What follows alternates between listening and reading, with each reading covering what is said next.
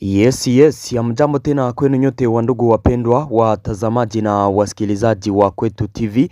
Nyote kwa ujumla mnaoendelea kuwa nasi ndani ya taarifa zetu mbichi za kila siku na kila wakati. Tunawasalimia wale mnaotufuata mkiwa Marekani, Ulaya na Afrika. Salamu zetu ziwafikie kabisa. Na tunawatakia tena asubuhi njema ya siku ya leo mercredi le 21 janvier 2026. Tukiwakaribisha kwa mara nyingine katika taarifa zetu za asubuhi ya leo. Kama kawaida tumewaletea habari kuhusu hali ya usalama mashariki mwa nchi ya Kongo pamoja na taarifa mbalimbali tena tofauti zinazosemekana nchini Kongo. Habari ambazo tumewaletea asubuhi ya leo tutawapeleka katika maeneo ya Sud Kivu kwenye wazalendo wanaendelea kusonga mbele katika teritware ya Uvira baada ya kukamata Uvira na Kiliba. Aujourd'hui wazalendo walionekana katika eneo ya Runingu wanaendelea kuavanse wakielekea Sange kwenye route nationale numero 5 na tutawapeleka katika mji wa Uvira asubuhi ya leo tuwaambie hali halisi ni vipi hapo. Baada ya viongozi wa AFC M23 kufika katika mji wa Bukavu siku ya jana, walielekea Kamanyola kupatana na wadeplase wa Wanyamlenge kutoka katika mji wa Uvira. Lawrence Kanyuka, porte parole wa AFC M23, katika hotuba yake pale alisema ya kwamba watarejea katika mji wa Uvira kwa sababu FARDC inawaua Wanyamlenge na kuwatesa.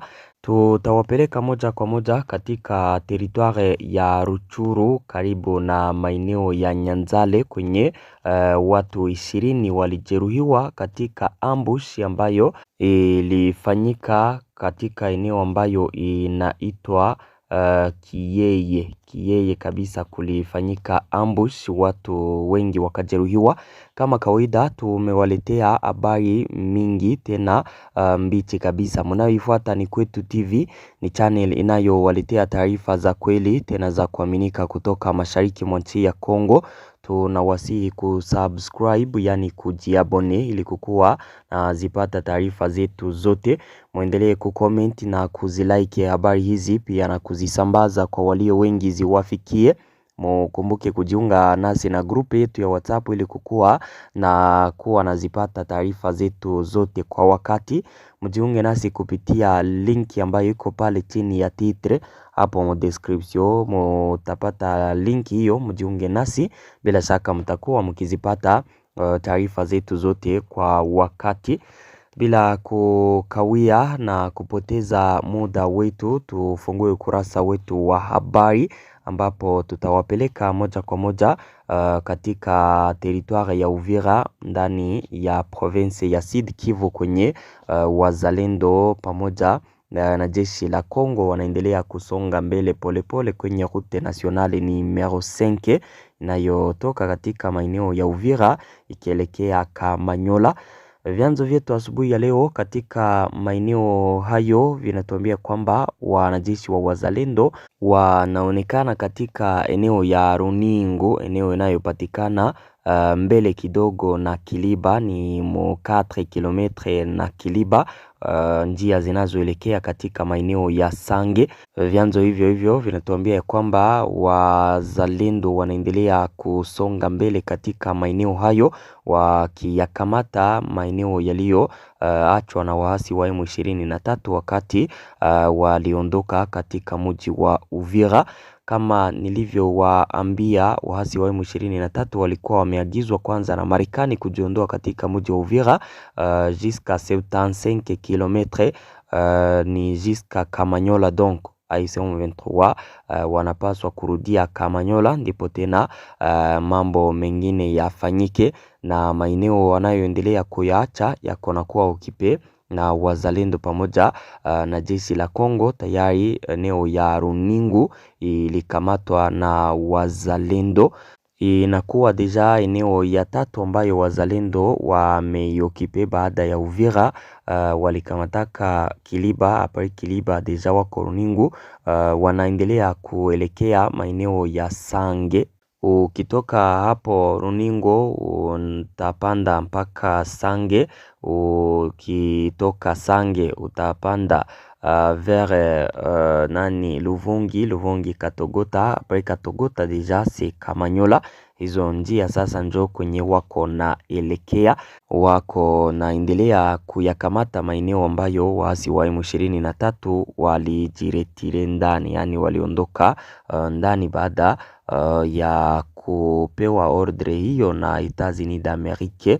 Upande mwingine katika mji wa Uvira kumekucha vizuri, wakaaji wameamka na wako nazifanya kazi zao za kawaida, biashara tofauti. Donc kabisa mambo hapo katika mji wa Uvira iko kalme. FARDC na wazalendo ndio wenye wana kontrole mji huo. Baada ya waasi wa M23 kuondoka katika mji wa Uvira na FARDC na wazalendo kukamata, serikali ya Kongo siku ya jana ilitangaza ya kwamba kurejea kwa amani katika maeneo ya mashariki mwa nchi ya Kongo haihusishwi na kuondoka kwa waasi wa M23 katika maeneo ambayo wako ndani. Upande wa gouvernement ya Kongo inasema ya kwamba wakati wanajeshi wa RDF, wanajeshi wa Rwanda watakapoondoka nchini Kongo na kusimamisha usaidizi wao kwa waasi wa M23, ndipo amani ya kudumu itapatikana mashariki mwa nchi ya Kongo.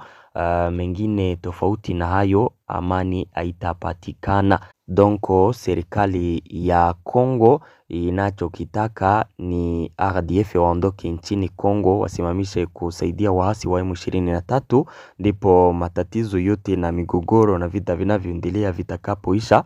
Wakati RDF jeshi la Rwanda lijasimamisha hayo, amani haitapatikana. Serikali ya Kongo inayoendelea kuishutumu Rwanda kusaidia M23 na kudeployer wanajeshi nchini Kongo na hata maraporo za ONG tofauti.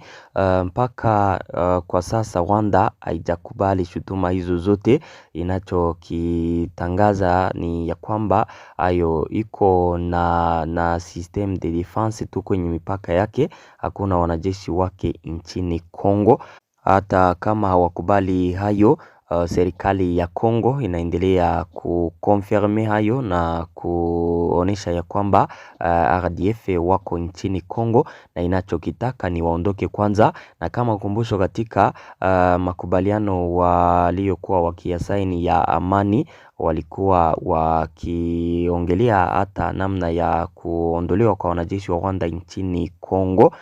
Ni wakati kurudia nyuma kwa waasi wa M23 ilikuwa imeonyesha ya kwamba deja huenda mapigano yanaweza yakasimama, amani irejee. Ila tofauti na hayo, serikali ya Kongo inaonyesha kwamba amani haitarejea kupitia hayo. Wakati wowote RDF wa Rwanda wangali nchini Kongo, amani haitapatikana. Vitu venye vinamaanisha kwamba wakati RDF wangali hapo, vita vinaendelea. Donc jeshi la Kongo wataendelea kupigania uadilifu wake, wakipiganisha hao wanajeshi wa RDF na washirika wao waasi wa M23. Tuendelee na habari zetu, tuwapeleke huko Kamanyola kwenye viongozi wa AFC M23 walipatana na Wanyamlenge wengi ambao walikuwa wamekimbia kutoka mji wa Uvira. Hapo siku ya jana viongozi tofauti wa AFC M23 waliwapata wakimbizi wengi wa Wanyamlenge. Wakati wa mesaji yao kwa wakaaji hawa ilikuwa kuwaambia ya kwamba maisha yataendelea vizuri, wako na andaa kama wanaweza wakaishi katika maeneo hayo ya Kamanyola na kwingineko. Donc maisha yaendelee kuwa ya kawaida. Waliambia wakimbizi hao ya kwamba watawapa chakula na vingine vyote vinavyohitajika ili kuendelea na maisha yao. Delegation ya AFC M23 hapo Kamanyola ambayo ilikuwa kiongozwa na Fredi Kaniki pamoja na Lawrence Kanyuka walilaani vikali kurejea kwa FARDC pamoja na wazalendo katika mji wa Uvira, ambapo walishutumu FARDC kuanza kunyanyasa na kuwatesa wakaaji wa Wanyamlenge katika mji wa Uvira. Wakati wa hotuba yake Lawrence Kanyuka aliafirmia kwamba Kutokana na unyanyasaji huo wanaofanya dhidi ya Wanyamulenge, wanajeshi wa AFC M23 tena watarejea katika mji wa Uvira, donc wataukamata ili wasimamishe tena mauaji hayo na mateso dhidi ya Wanyamulenge. Ni wakati kuhusu swali la Wanyamulenge, siku ya jana porte-parole wa serikali ya Kongo Patrick Muyaya alitangaza kwamba wakaaji hao wa Wanyamulenge waliokimbia maeneo ya Uvira wakaelekea katika mungini wa Kamanyola walikuwa wamekazwa hayo na waasi wa M23. Porte-parole wa serikali ya Kongo Patrick Muyaya alitangaza kwamba ile deplacement ilikuwa ya kukazwa. Wale Wanyamulenge ambao walikimbia walikuwa wamepewa ordre na AFC M23, donc ilikuwa kimkazo.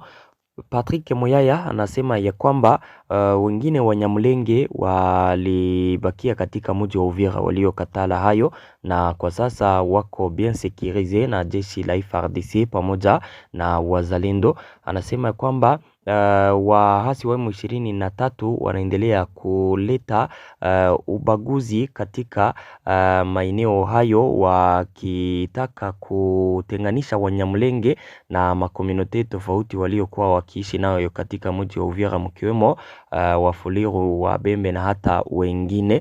Patrick Muyaya, msemaji wa serikali ya Kongo, anaamini ya kwamba huo ni mpango wa waasi wa M23 na washirika wao RDF katika kuleta ubaguzi ndani ya mji wa Uvira na hata maeneo mengine ambayo wako nayo. Hiyo ni serikali ya Kongo ambayo ilitangaza hayo kupitia msemaji wake Patrick Muyaya. Habari zetu zinaendelea, tuwapeleke moja kwa moja katika maeneo ya Ruchuru kwenye watu 20 walijeruhiwa katika shambulizi la kuvizia donko ambush karibu na eneo ya Nyanzale. Angalau raia hao 20 walijeruhiwa vibaya siku ya Jumatatu le 19 juzi wakati wa shambulio la kutumia silaha katika kijiji cha Kiyeye. Waathiriwa hao ambao walikuwa wamehamasishwa na waasi wa AFC M23 kwa ajili ya kazi ya kijamii walilengwa katika shambulio lililohusishwa na wapiganaji wa eneo hilo. Shambulio hilo lilitokea yapata saa 3 asubuhi kwa saa za huko. Kulingana na vyanzo vingi, zaidi ya watu 30 kutoka Nyanzale na eneo ya Kihondo walikuwa kwenye eneo hilo kufanya kazi ya kusafisha mimea, kazi inayojulikana kama salongo. Ilikuwa kazi ya kulazimishwa kwa madhumuni ya kimkakati. Raia hao walikuwa wameombwa na harakati za waasi wa AFC M23 kuharibu mashamba ya ndizi na mimea kuzunguka vijiji vya Kiyeye pamoja na Kitunda. Lengo la mbinu hii iliyoelezwa kuwa ya kimkakati na waasi ilikuwa kusafisha eneo linalozunguka nafasi zao ili kuzuia vikundi vya wenyeji wenye silaha kulitumia kama maficho. Ilikuwa kabla ya kuanza kwa kazi hizi ndipo washambuliaji waliotambuliwa na vyanzo vya ndani kama wapiganaji wa wazalendo kutoka chama cha SMC walifyatua risasi. Adha kubwa ya kibinadamu na kiuchumi ilionekana hapo walipokumbwa na mapigano. Takribani raia 20 walijeruhiwa vibaya. Wengi waliojeruhiwa walihamishwa hadi kituo cha afya cha Nyanzale, huko visa muhimu zaidi vikipelekwa katika vituo vya matibabu katika eneo ya Buhonda na eneo ya Mushibiri. Vyanzo vya ndani vinaripoti hata vifo kadhaa ambapo wanasema kwamba ni zaidi ya watu 30 ambao walipoteza maisha yao, na uchunguzi unaendelea ili kubaini kabisa wote waliopoteza maisha yao katika maeneo hayo. Zaidi ya janga la kibinadamu, hali hii imesababisha hasira miongoni mwa mashirika ya kiraia ya eneo hilo. Mwanachama wa baraza la vijana la eneo la Rutshuru analaani vikali shambulio hilo na sera ya ardhi iliyochomwa iliyowekwa na waasi. Kulingana naye, uharibifu wa kimfumo wa mashamba ya ndizi kwa madhumuni ya kijeshi ni uhalifu wa kiuchumi dhidi ya wakaaji wa eneo hilo, kwani kilimo cha ndizi ndicho nguzo kuu ya kujikimu kwa kaya katika sehemu hii ya Kivu Kaskazini. Hapo ni katika maeneo ya Kiyeye karibu na eneo ya Nyanzale kwenye wazalendo wa SMC walifanya ambush contre AFC M23 wakati walikuwa mhiyo kazi ya Salongo. Wakati wa ambush hiyo wakaaji wengi walipoteza maisha yao na wengine kujeruhiwa. Kama mlivyosikia hapo juu, ni zaidi ya wakaaji 30 waliopoteza maisha yao, wengine 20 wakajeruhiwa sana. Ilikuwa juzi siku ya kwanza donc lundi ndio hayo yalifanyika. Habari zetu zinaendelea, tuwapeleke katika nchi ya Uganda. Huko katika nchi ya Uganda, Museveni presida wa Uganda kwa sasa ana mtoto ambaye anaitwa Kainerugaba, na yeye ndio chef d'état major wa jeshi la Uganda. Yeye sasa na ule opoza Bobi Wine ambaye alikuwa mojawapo wa kandida presidentielle katika siku chache ambazo zimeisha wakati walikuwa katika uchaguzi, wanaendelea na matatizo kati yao. Donc Bobi Wine na mtoto wake Museveni yule Muhoozi Kainerugaba wanaendelea kabisa kukuwa na matatizo baada ya uchaguzi huo. General Muhoozi Kainerugaba, mtoto wake presida Museveni, alikuwa ametangaza kwamba usiku wa juzi waliwaua watu ambao waliwatangaza kuwa warebele wake yule Bobi Wine 22. Baada ya kutangaza hayo, Bobi Wine yule opoza katika nchi hiyo akatangaza ya kwamba mtoto wake Museveni aliwaua watu zaidi ya 100 wakati wa operation hiyo ambayo walifanya kwenye makao yake makuu. Alitangaza ya kwamba kwenye makao yake makuu wanajeshi waliotumwa na Muhoozi Kainerugaba walizingira nyumba yake kabla ya kuvunja milango na kuingia kimkazo katika nyumba yake.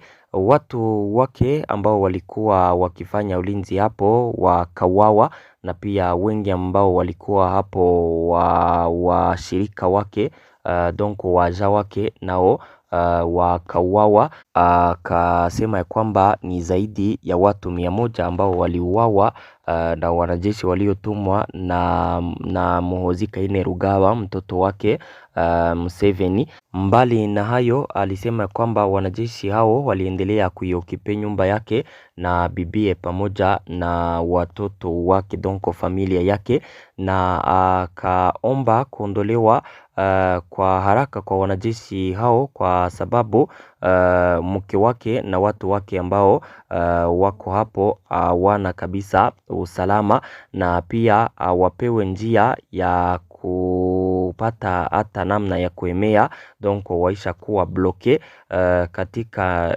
nyumba hiyo. Hawapewi kabisa ruksa yoyote ya kutoka nje, ambapo wanasema ya kwamba hata kupata chakula kabisa ni vigumu kwao kutokana na wanajeshi hao waliotumwa na Muhoozi kwake.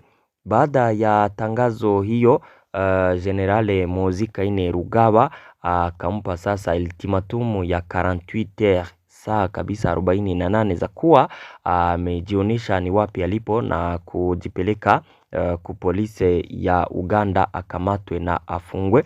Baada ya kupewa ultimatum hiyo bado hajatangaza kitu chochote, donc hajaongea chochote kuhusu hayo.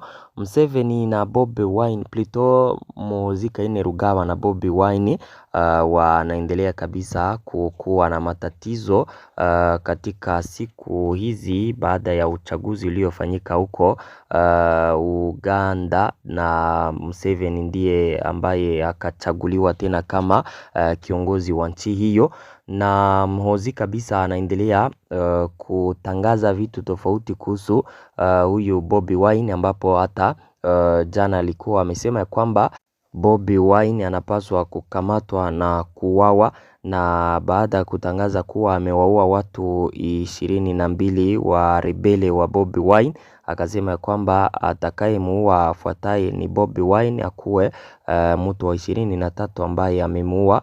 Na hayo ni mambo ya kisiasa katika nchi ya Uganda ambayo hayakai vizuri baada ya uchaguzi huu wa juzi wa kumchagua presida mpya tena wa nchi ya Uganda. Asante ndugu zangu, hizo ndizo habari ambazo nilikuwa nimewaletea asubuhi ya leo. Washukuru sana kwa kuwa mnaendelea kuzifuata taarifa zetu. Tupatane katika taarifa zifuatazo nikiwapa mbichi kama kawaida. Asante.